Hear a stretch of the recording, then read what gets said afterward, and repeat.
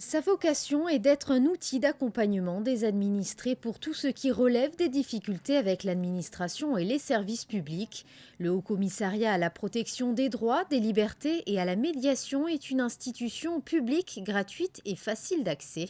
Séjour des étrangers, emploi, activités commerciales, santé, vie quotidienne, c'est un outil de dialogue et de proximité qui a surtout un rôle de recommandation. L'esprit de la médiation, c'est, il faut le rappeler, on peut toujours faire le mieux possible, personne n'est infaillible.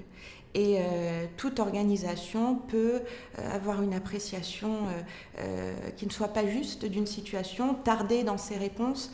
Et pour l'administré, c'est important d'avoir une voie amiable pour essayer de résoudre la situation, de la même manière que pour l'administration, il est utile, par l'intermédiaire de ce processus, d'avoir la possibilité de corriger spontanément le tir et de réparer ses erreurs ou de prévenir les dysfonctionnements lorsqu'il y en a. Je pense que la principale mission qui m'a été confiée par le souverain en me nommant à cette nouvelle fonction, c'est de parvenir à l'ancrer dans les habitudes, à ancrer la médiation administrative dans les esprits. Et bon, c'est vrai que ça ne coule pas forcément de source. Pour l'administration qui n'a pas concrètement l'habitude de devoir dialoguer avec une entité extérieure et indépendante, je le rappelle, d'ouvrir ses dossiers, de prendre en compte ses avis.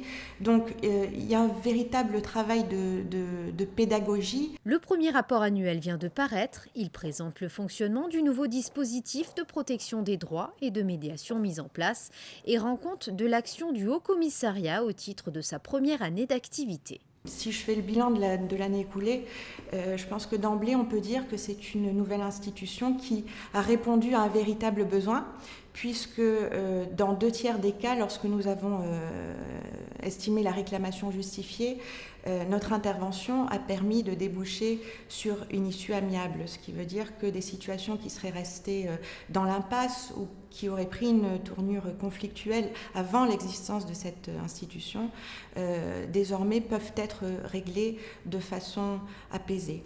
Donc c'est déjà un bon témoignage de l'utilité du Haut-Commissariat. Au niveau des chiffres, je dirais que pour dresser un bilan global de l'année, nous avons eu 65 saisines, environ 2/3 de recevables. La plupart ont concerné la mission de protection des droits des administrés. Les réclamations dans le second volet de nos missions qui concerne la lutte contre les discriminations sont restées peu nombreuses.